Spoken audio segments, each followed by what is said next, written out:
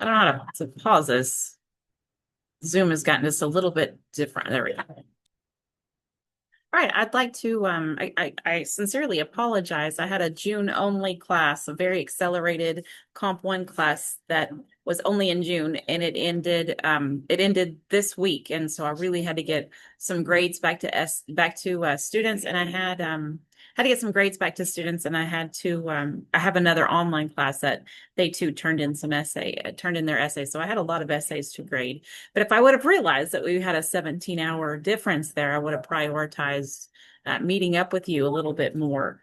And we still can meet up today. Is between like 9 to 2 for you would still work with me. It'd be about 4 o'clock on for me. So if it's about 9 in the morning for until 2 o'clock in the afternoon, and you still want to meet, I definitely can. I'm just making a video just in case uh, we don't quite get a chance to. I'm going to pause this just for a moment to look at my notes. So we might have a lot of differences. I don't know. I don't want to draw those conclusions. I'm going to keep my eye on the time. We might have a lot of differences in our literacy development and our various stages as our life as a reader, where I felt like inside or outside in relation to reading. Because I grew up in a very impoverished home with an alcoholic father. I didn't read. I never did any reading, nor that I think that I was very intelligent. I was told that I, wasn't intelligent, that I wasn't going to amount to anything. No one helped me with my homework. I don't know how I didn't fail out of school whenever I was much younger. So I don't know. I don't know my literacy development.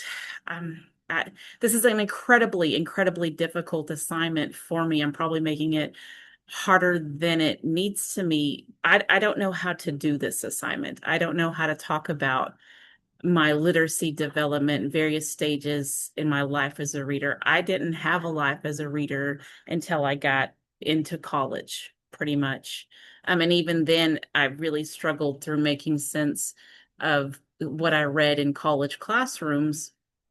I really depended on discussions and entering into discussions, and I love to write, but I didn't really do. I didn't read as a child. I never read anything. I remember reading maybe some choose your own adventure books whenever I was a little bit younger, and perhaps did some choose your own adventure books as a child. I did some of those, and that's only because they were short. Like I didn't, whenever we had our teachers assigned for us to read, excuse me, I'm gonna tell my children to be quiet again. So so again, when my teachers wanted us to read, I read again choose your own adventure books because they were short. So they had different endings all throughout the book because I didn't want to read really long works.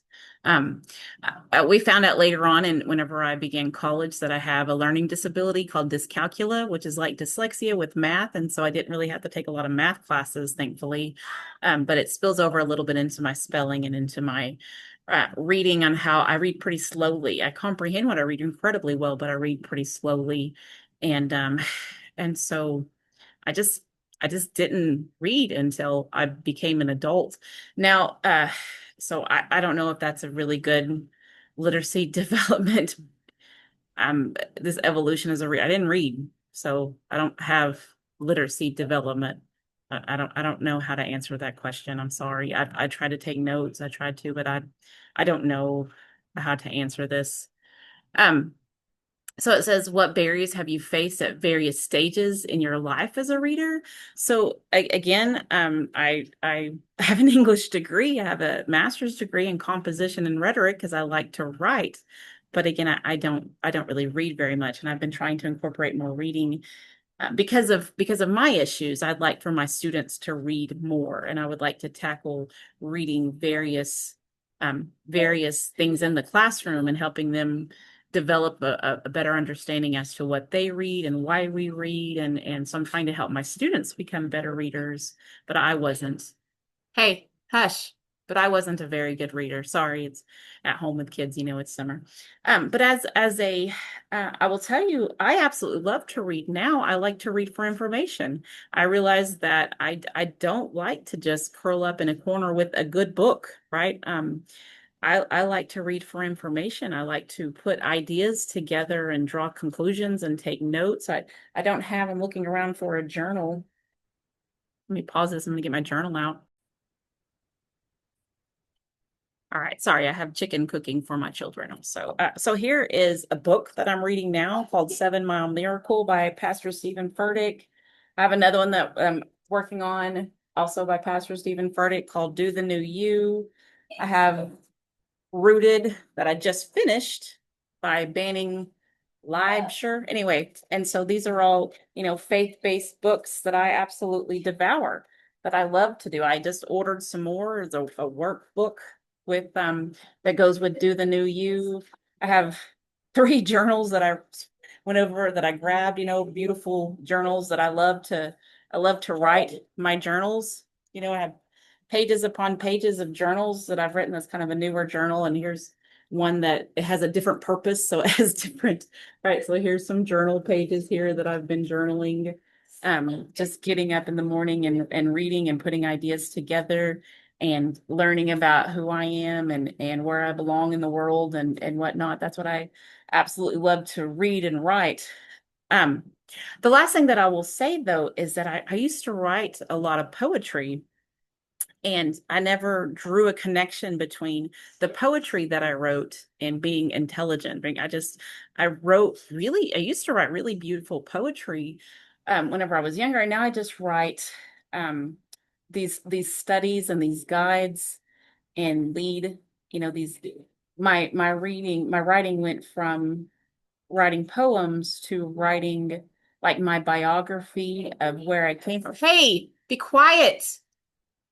Went from writing from writing in my journals, or sorry, writing poetry, to forming example essays for my students, putting ideas together, forming these ideas with pretty wording and whatnot, and reading things like that. But as for just reading now, the very last thing I will say, I really do want to read Lord of the Rings. I didn't even know, this is how horrible it is, but I didn't even know that Lord of the Rings and The Hobbit and whatnot, I didn't even know that they were books. I just thought that they were movies. I was kind of blown away whenever I got into my 20s and these awesome movies were coming out, and my peers, as I was talking to them about the movies, they were talking about the books, and I was like, they made a book out of those, So that's just how lost I was as a child, and finding those things that I love as an adult. Let's see if I so times that I felt like an insider or outsider in relation to reading, all the time, all the time. That's when I felt like an outsider. I thought someone who had an English degree should have at least known, or should have at least read the books instead of just watched the movies, right? And so part of me says, well, you're supposed to have watched the books or read the books also, and not just watched the movies. So one of these days I do want to read The Hobbit and Lord of the Rings, but I'm a teacher and a mom. I don't have time to read those like I would like to one day. I cannot wait to read yours, and I sincerely apologize. Again, could you be quiet? Sorry, a beeping going in the background. I had a June only Comp 1 class that just ended. I had to get those grades to students. I had another class of 25 students. I had to grade those essays and get those grades to those students. And I just didn't realize that we needed to get together a little bit sooner. So can't wait to hear from you. Can't wait to hear your reading history also. And we can still get together, or you can create a video too. And if making a Zoom video and getting it over to me is hard for you and just want to talk on the phone, that's perfectly fine. We can do that also. I sent you my number. Yeah.